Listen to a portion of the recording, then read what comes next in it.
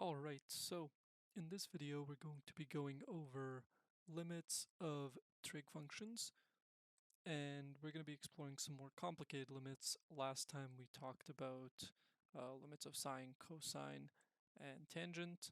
This time we're going to be talking about a bit more complex limits, so let's just jump into it. The first example we have here is the limit as x approaches pi of the function x squared plus sine x.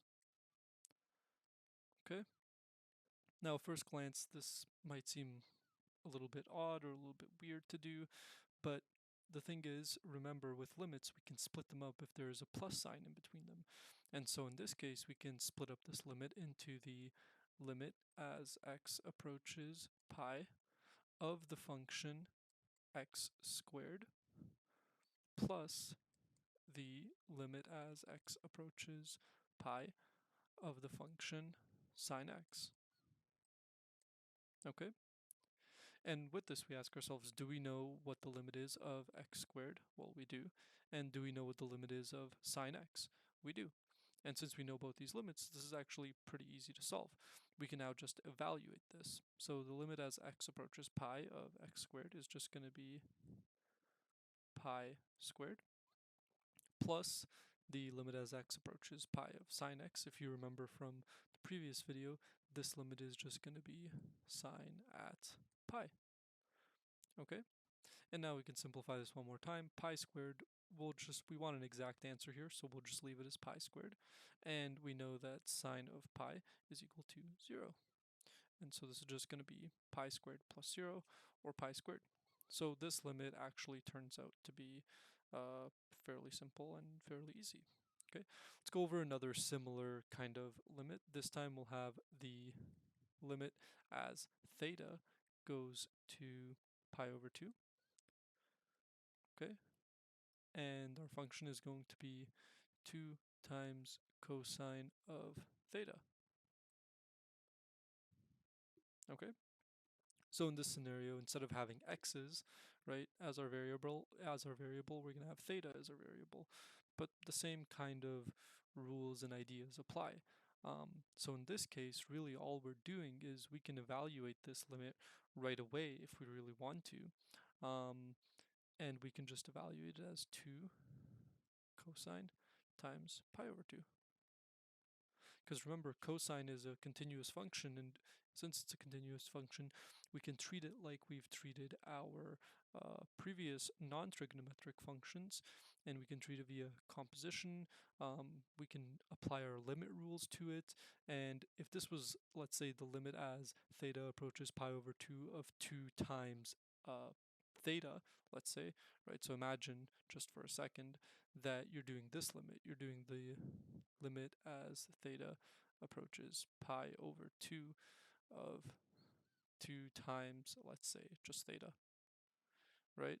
You would be able to do this. Think of the theta as just being an x. You know what the limit as x approaches pi over 2 is of 2 times x. That's easy to do. The only difference here is that instead of having a function that is non-trigonometric, like we do here, we just have a trigonometric function, okay? So in this case, we have this whole cosine theta function. But since it is continuous, just like this function on the right here in red, we can treat it similarly to this function. And because of that, we can just evaluate it due to our limits of cosine. We know what the limit of cosine is, and so we can just treat it as such, okay? And since we can treat it as such, we know that, well, what happens to cosine at pi over 2? Cosine at pi over 2 is going to be 0. So this is going to be 0. 2 times 0 is 0. So our answer here is just 0. Okay? And the last example that we'll go over today is going to be the limit. We'll go back to x. So the limit as x approaches 1 of this slightly more difficult function. It's going to be cosine of x squared minus 1 divided by x minus 1. Okay? So this is our function, and we're going to try and find the limit of it. And remember, just like with these other two functions, since cosine is continuous, we can separate this limit by composition, and we can use our limit rules.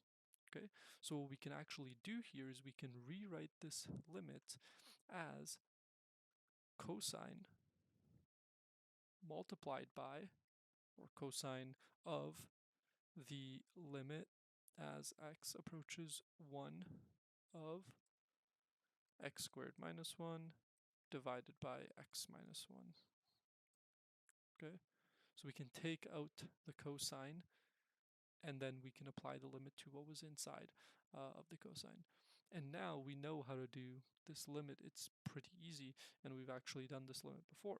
So this is just going to be cosine, okay, of the limit as x approaches 1. And then all we're going to do is we're going to factor the top, and we're going to leave the bottom, and we're going to see if we get terms that cancel out. And in fact we do, because when you factor the top, you're going to get x plus 1 times x minus 1 divided by x minus 1.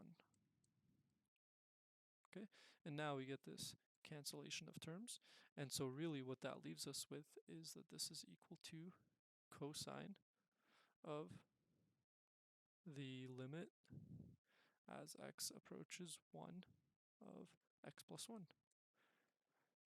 And can we do the limit as x approaches 1 of x plus 1? Well, we can. That's pretty easy to do. So it's just going to be the cosine of limit as x approaches 1 of x plus 1 is going to be 1 plus 1. So we can write that if we really want to. And this is just equal to cosine of 2. So at the end of the day, we start off with this very scary looking function here, cosine of x squared minus 1 divided by x minus 1. But what we have to remember is that we can actually take out this cosine because the cosine function is indeed continuous, okay? So we can take it out of the limit and then take the limit of whatever is inside of the cosine, in this case x squared minus 1 divided by x minus 1. Okay, and we know how to take those limits. Those limits are pretty easy to do. We've been doing them for a while now. So if you're comfortable with taking this limit, adding a cosine in front of it doesn't really make it any more difficult. Okay, you just take the cosine out. You have to understand why you're taking it out. You're taking it out because it's a continuous function and you're allowed to do that. Okay, and then you can take the limit of what's inside the cosine. Taking that limit is pretty easy, and then you get your answer of cosine of 2, which we don't know what it is, but that's all right. We can always evaluate that with a calculator. So those are all the 3 examples in this video. In the next video, we're going to be going over actually just one specific limit, and that's going to be the limit as x approaches 0. The limit as x approaches 0 of sine x over x. Okay, this is a pretty popular limit that we want to take a look at, and so all we're going to be doing next video is we're going to be taking a look at just this specific limit and how we can get an answer for it. So that's coming up in the next video.